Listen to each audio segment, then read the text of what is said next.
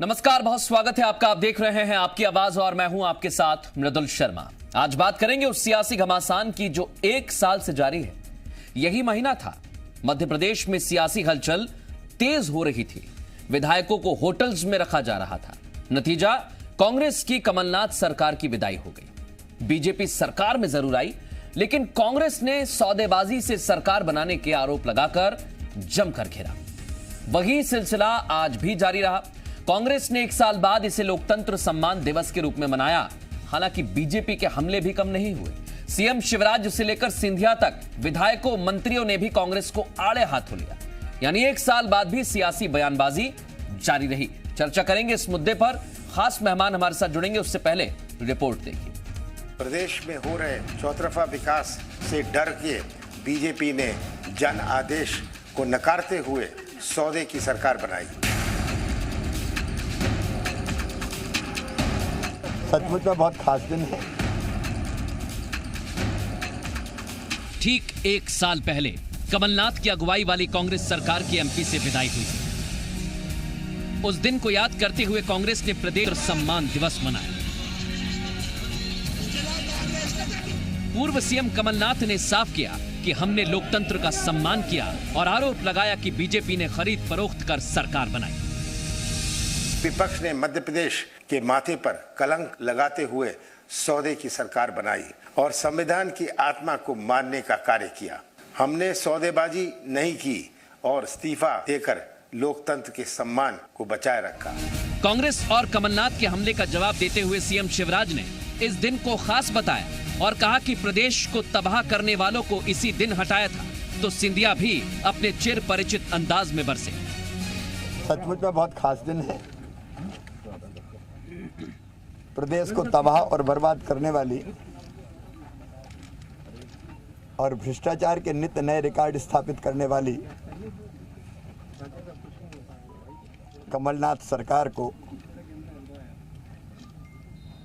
आज अपदस्थ किया गया था।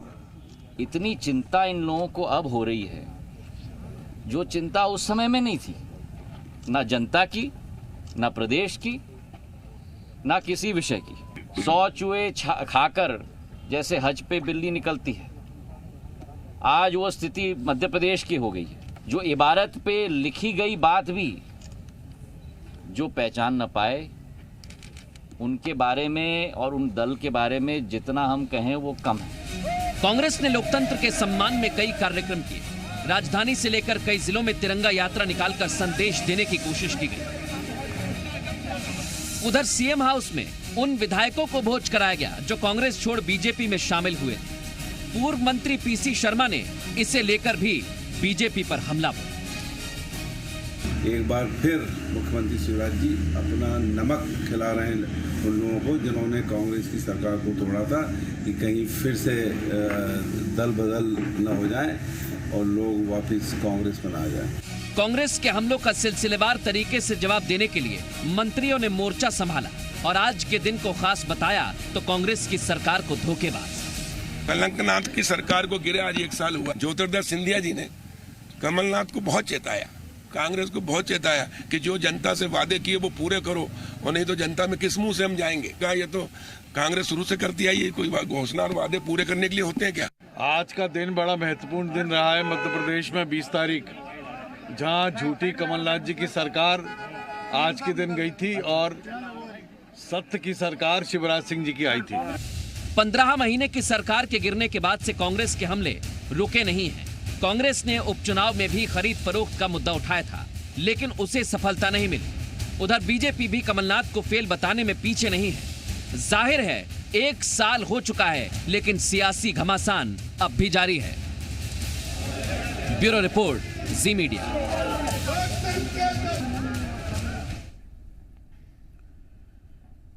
और सीधे रुख करेंगे, खास मेहमान इस समय हमारे साथ जुड़ गए। डॉक्टर हितेश वाजपेयी जुड़ गए हैं, भारतीय जनता पार्टी का पक्ष रखेंगे। प्रताप भानु शर्मा, पूर्व सांसद है, कांग्रेस पार्टी का पक्ष रखेंगे। शिव अनुराग पटेलिया जी हमारे साथ जुड़ चुके हैं, वरिष्ठ पत्रकार के तौर पर, राजनीतिक विश्लेषक भी हैं। आप सभी का बहुत स्वागत है आपकी आवाज में। सबसे पहले हितेश वाजपेयी जी, मैं आपके पास आ रहा हूं। आज कांग्रेस ने सर जगह जगह तिरंगा यात्रा निकाली और आज लोकतंत्र सम्मान दिवस के रूप में मनाया, जिसमें कमलनाथ ने कहा कि सौदेबाजी तो हम भी कर सकते थे लेकिन हमने की नहीं, हमने लोकतंत्र का सम्मान किया। आप कह रहे हैं कि वो धोखेबाज हैं। जनता क्या जाने सर, जनता क्या समझे?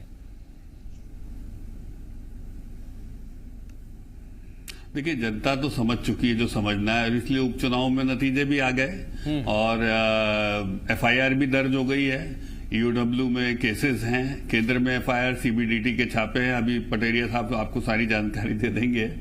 और आप तो सोचो, 1 दर्जन उन्होंने आईएएस आईपीएस अधिकारियों को उन्होंने लपेटे में ले लिया। करोड़ों रुपए इनके सहयोगियों के दफ्तर से निकले। पहली बार है मुख्यमंत्री, सोचिए सचिवालय में जो पदस्थ लोग हैं मुख्यमंत्री जी के साथ उनके घर से पैसे निकल रहे हैं। ऐसा वाकया मुझे नहीं ध्यान आ रहा। वरिष्ठ पत्रकार पटेरिया जी यदि करेक्ट करेंगे मुझे तो जरूर याद आएगा, पर मुझे ध्यान नहीं आता कि सैकड़ों करोड़ रुपए उनकी घर से उगले जा रहे हों। सबने देखा। और फिर मृदुल जी, हम और आप जब बैठे हैं ना, तो अभी महाराष्ट्र की खबर चली रही है, 100 करोड़ रुपए महीना। क्या होता है साहब, कांग्रेसियों को ऐसी सरकारें क्यों पसंद आती? आप सोचो, एक कमिश्नर पुलिस से वो बोलते हैं साहब कि 100 करोड़ रुपए महीना दो हमको। ये राहुल गांधी को ये पैसा क्यों पसंद आता? कुपोषण का पैसा। अच्छा, एक चीज मैं पूछना चाह रहा हूँ, बच्चों का, क्योंकि आपने कहा कि बहुत सारे भ्रष्टाचार से जुड़े हुए मसले सामने आए, ढंग से साइफन किया गया, मामले सामने आए। आज के दिन आपको ऐसा क्यों लगा कि विधायकों को भोज कराना चाहिए? क्योंकि पीसी शर्मा जी ने कहा कि उनको लग रहा था कि कहीं कांग्रेस में वापस न चला जाए, इसलिए नमक खिला रहे हैं बार बार। नहीं, वो पीसी शर्मा जी तो मलाई खाने वाले लोग हैं साहब। और मैंने बताया ना आपको, तो आप सोचिए, चलिए आप एक भी केस ऐसा बताइए जिसमें केंद्रीय एजेंसी ने 10 साल इनकी भी सरकार रही, मुख्यमंत्री शिवराज सिंह चौहान 15 साल रहे, सारे विभागों से सिस्टमेटिक ढंग से आप सोचिए मंथली उगाही हो रही है। यही महाराष्ट्र में हो रहा है, ये सेम मॉडल। ये राहुल गांधी का कौन सा मॉडल है साहब? और केस दर्ज हो गए। भैया, आप ऐसा तो नहीं है कि हमारी सरकार केंद्र में है, हमारी तो 6 साल से ही है, उसके पहले 10 साल आपकी भी रही है, 15 साल से मुख्यमंत्री है शिवराज सिंह चौहान जी हैं। एक केस बताइए जिसमें ऐसा पाया गया हो। तो अब प्रत्यक्षम किम प्रमाण है, सबके सामने है ये कि कमलनाथ जी तो लूट की सरकार चला रहे थे, तो इसीलिए जनता खुश है कि ये लोग चले गए। सिंधिया जी ने उस लूट की सरकार में हिस्सेदारी से मना कर दिया, आज बेदाग हैं वो। एक भी केस दर्ज नहीं है उनके ऊपर। और केवल सिंधिया जी का यही दौर नहीं है जिसमें केस दर्ज नहीं है। सिंधिया जी कई बार मंत्री रहे, उनके ऊपर एक भी आरोप नहीं है। वहीं आप कमलनाथ जी को, मैं प्रताप भानु शर्मा जी को चर्चा में ले आता हूं। हितेश वाजपेयी जी, एक और गंभीर आरोप लगता रहा है भारतीय जनता पार्टी पर कि जो भारतीय जनता पार्टी में आया वो पाक साफ हो गया।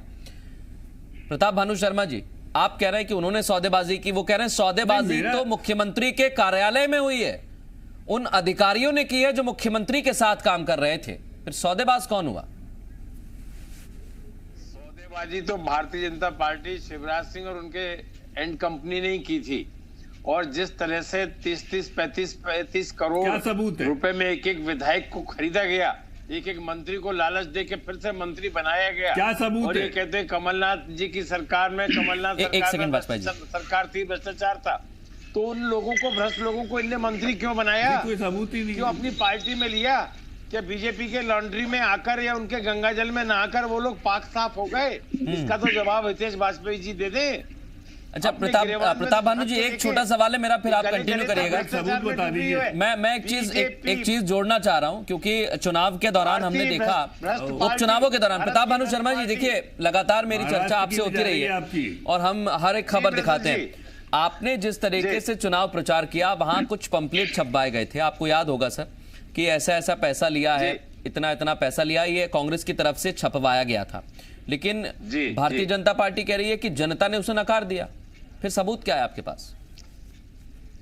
नहीं, वो ठीक है, भारतीय जनता पार्टी तो ये कहेगी, अपनी गलती मानने का तो उनका नेचर ही नहीं है। हम तो आपसे साफ ये कहना चाहते हैं कि जिनके ऊपर भ्रष्टाचार के आरोप, कमलनाथ जी की सरकार यदि भ्रष्ट थी तो उनके 8 विधायकों को इस्तीफा दिलवाकर फिर पुनः मंत्री क्यों बनाया? उनकी जांच क्यों नहीं करवाई? इसका जवाब तो देते हैं। वहाँ केस आरोप लगाना, मिले हैं, सब मिले, आप अपना सबूत बता दो। राहुल गांधी के ऊपर आरोप लगाना, ये इनकी फितरत है। जेल जा रहे हैं साहब, महाराष्ट्र की सरकार जा रही है।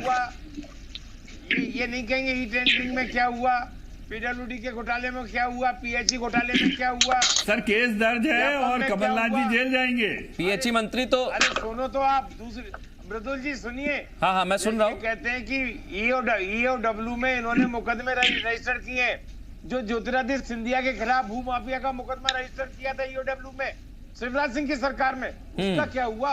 उसका कहाँ रजिस्टर है बताइए ना, आपने क्या किया? एक बताइए केस जिसमें आपने हमारे खिलाफ कोई कार्रवाई की हो।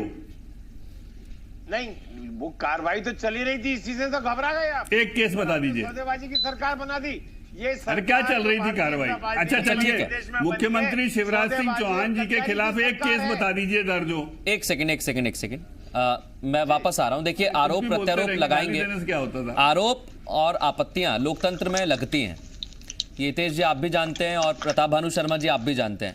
शिव अनुराग पटेरिया जी तो लंबे समय से, सालों से देख रहे हैं लोकतंत्र में आपत्तियां और आरोप लगते रहते हैं। कांग्रेस ही जाते हैं। मैं शिव अनुराग पटेरिया जी आपके पास आ रहा हूं।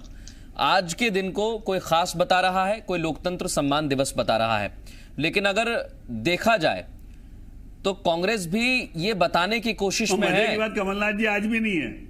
वीडियो कॉन्फ्रेंसिंग के जरिए उन्होंने संबोधित किया, उस पर भी हमने लगातार तस्वीरें दिखाई हैं तेज जी। मैं शिव अनुराग जी आपसे यही जानना चाह रहा हूं कि आज के दिन को कांग्रेस भी ये बताने की कोशिश कर रही है कि भारतीय जनता पार्टी ने गलत किया, और भारतीय जनता पार्टी भोज कराकर ये बताने की कोशिश कर रही है कि कांग्रेस को छोड़कर जो विधायक आए थे उन्होंने सही काम किया। यानी घमासान जो है वो अब भी जारी है और उस मूल मुद्दे को छोड़ना कोई नहीं चाह रहा है।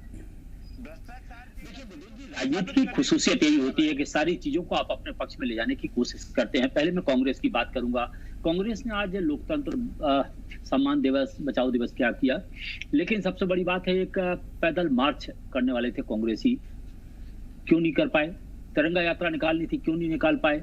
दरअसल कांग्रेस मैदान में उतरकर लड़ना ही नहीं चाहती है।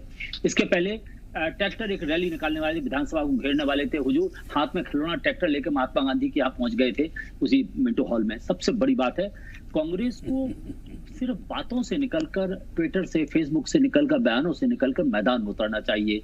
अगर मैदान में कांग्रेस का नेता प्रतिपक्ष, जो कि मध्य प्रदेश के पूर्व मुख्यमंत्री भी हैं, प्रदेश कांग्रेस अध्यक्ष हैं, वो नहीं होते हैं, वीडियो लिंक से होते हैं, तो मुझे लगता है फिर मैदान में आप जोश नहीं बढ़ सकते। दिग्विजय सिंह, सुरेश पचौरी की अपनी अलग भूमिका है, लेकिन अगर प्रदेश कांग्रेस का मुखिया ही मैदान में नहीं है तो स्थितियां ठीक नहीं है। सबसे बड़ी बात है। दूसरी बड़ी बात है कांग्रेस के लिए मुझे बहुत अफसोस कि एक धारदार विपक्षी दल के तौर पर जिस तरह से हमले करना चाहिए थी वो कांग्रेस नहीं कर पा रही है। मेरे मन में बार बार सवाल उठ रहा है कि आखिर ऐसा क्या कारण है, ऐसी कौन सी दुखती रखे कांग्रेस लगातार मोर्चेबंदी नहीं कर पा रही है। तीसरा यह है, निश्चित तौर पर सरकार गई, एक बहुत दुखद है, लेकिन कहते ना जब कहीं मृत्यु होती तो कहीं जन्म भी होता है, तो वो अपनी खुशियां मना रहे हैं। कांग्रेस निश्चित तौर पर मुझे लगता है अभी साल भर का जो बीता वक्त है उसको मैदान में क्यों नहीं बता पाई लोगों को। अगर बता पाई होती तो 28 में से 19 सीटों पर बीजेपी नहीं जीतती। सबसे बड़ी बात है आप लोगों को कम्युनिकेट नहीं कर पाए। अगर आप कम्युनिकेट करते तो निश्चित तौर पर मुझे लगता है कि पक्ष में और मैं एक चीज कहना चाहता हूं शिव अनुराग पटेरिया जी, व्यापम का जो घोटाला हुआ था और व्यापम का जो मुद्दा था, 2 बार मध्य प्रदेश में उस मुद्दे को लेकर कांग्रेस चुनावों में जाती है, लेकिन दोनों ही बार उस तरीके की सफलता नहीं मिलती है, लेकिन बार बार फिर उस मुद्दे को उठाया जाता है और जनता उसको नकारती है। क्या यहां पर कांग्रेस को अपनी स्ट्रेटेजी बदलनी होगी, रणनीति बदलनी होगी? बिल्कुल आपका कहना सही है। जैसे माफ करिए, टाटा की नैनो कार अच्छी होने के बाद भी नहीं चल पाई, तो वैसे अच्छा एक मुद्दा उठाने के बाद व्यापम वास्तव में बहुत बड़ा घपला है और बहुत बड़े बड़े लोग इसमें लिप्त हैं। मुझे बहुत अफसोस होता है कि बच्चों का हक मारा गया। मोटे मोटे धन्ना सेठ हैं जो मेडिकल कॉलेज के मालिक हैं, जमानत पर हैं, इनको सबको बिहाइंड द बार होना चाहिए। सबसे बड़ी बात है जिन बच्चों का हक मारा गया उनको कौन हक देगा? ठीक है, सजा मिलेगी। दूसरी सबसे बड़ी बात है कि सत्ता के सारे शीर्षों तक के व्यापम घोटाले के तार कहीं ना कहीं जुड़े थे। फिर मैं कहूंगा, फिर कांग्रेस क्या करती रही? कांग्रेस को एक कोर्ट से दूसरे कोर्ट जाना चाहिए था, चीजों को लगना चाहिए, नहीं तो एक बड़ा मास अवेयरनेस कैंपेन आपको चलाना चाहिए था उन बच्चों को लेकर। लेकिन सबसे बड़ी दिक्कत यह है कि अच्छे मुद्दे भी एक बेटर कम्युनिकेशन, बिल्कुल ये पीछे हो जाते हैं। और मैं उसी बात को आगे बढ़ा रहा हूं जो आपने कहा कि उपचुनावों के दौरान ये मुद्दा उठा, लेकिन ये मुद्दा गया जनता के बीच में, जनता ने नकार दिया। क्या आप दूसरा मुद्दा उठाना चाहिए? मैं हितेश जी आपके पास आ रहा हूं, उससे पहले प्रताप भानु जी से एक सवाल करना चाहता हूं मैं। प्रताप भानु शर्मा जी, जब आपका कैप्टन ही नहीं है तो टीम के खिलाड़ियों में जोश कौन भरेगा सर? कब तक वर्चुअली जोश भरते रहेंगे? नहीं, कैप्टन तो है, प्रदेश कांग्रेस के अध्यक्ष हैं कमलनाथ जी। ठीक है, आज वो चुनाव प्रचार में वेस्ट बंगाल में या कहीं लगे हैं, वो बात अलग है, पर जो और पदाधिकारी हैं, जो हमारे विधायकगण हैं, जो हमारे प्रदेश कांग्रेस कमेटी के जिम्मेदार लोग हैं, उन्होंने जिले जिले में खूब यात्रा निकाली है। हमने विदिशा में बहुत जबरदस्त मोटरसाइकिल रैली निकाली, क्योंकि धारा 144 लगा दी इन्होंने। भोपाल में धारा 144 लगा दी, इकट्ठे होने में पाबंदी लगा दी। मैं अनुराग शिवराज पटेरिया जी की इस मांग से बात इतना पेट्रोल महंगा है, कहाँ मोटरसाइकिल में लगे आप? प्रखर होकर सर थोड़ी एक्साइज ड्यूटी कम कर दीजिए वाजपेयी जी। और आने वाले समय में हम निभाएंगे, इसमें कोई दो मत नहीं है। मृदुल जी, तो आपकी बात का जवाब भी मैं देना चाहूंगा।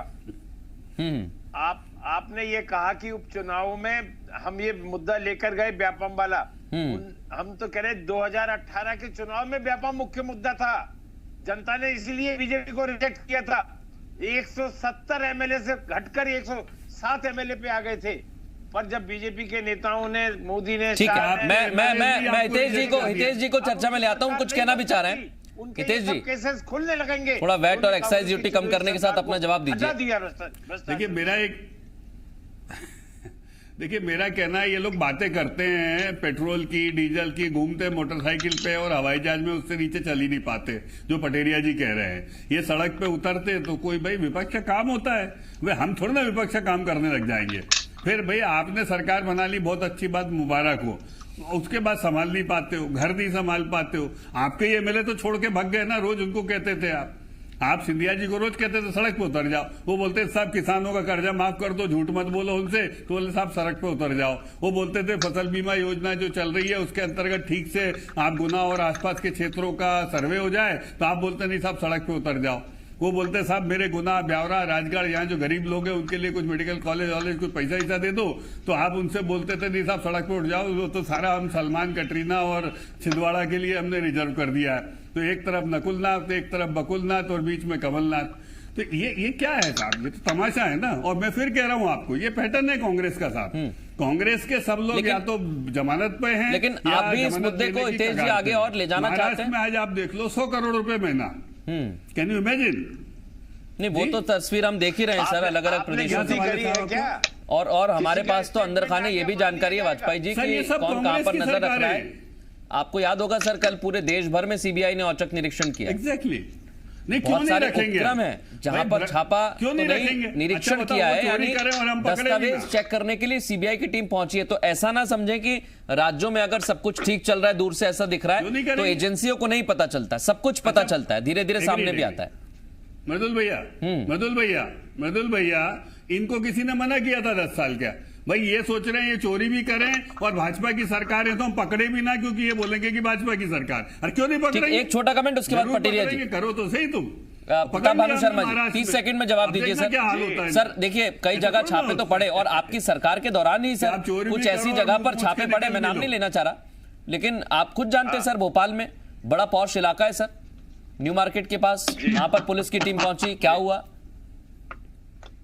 अब हुआ तो उसका केस उन्होंने कर तो दिया, एफआईआर तो हुआ तो ना सर, केस तो चल ही रहा है, लेकिन आप ये तो मानिए कि हुआ है।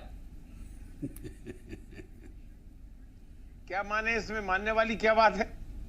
नहीं, भानु साहब बहुत अच्छे आदमी है, उनको किनारे कर दिया कमलनाथ जी ने। मैं अच्छे और बुरे की यहाँ पर वो बात ही नहीं है ना सर। बात यह है कि अगर आप सार्वजनिक जीवन में कोई घटना घटती है, स्टांच सपोर्टर हैं और बीजेपी के कैरेक्टर को, चाल चरित्र और चेहरे को एक्सपोज करते रहेंगे।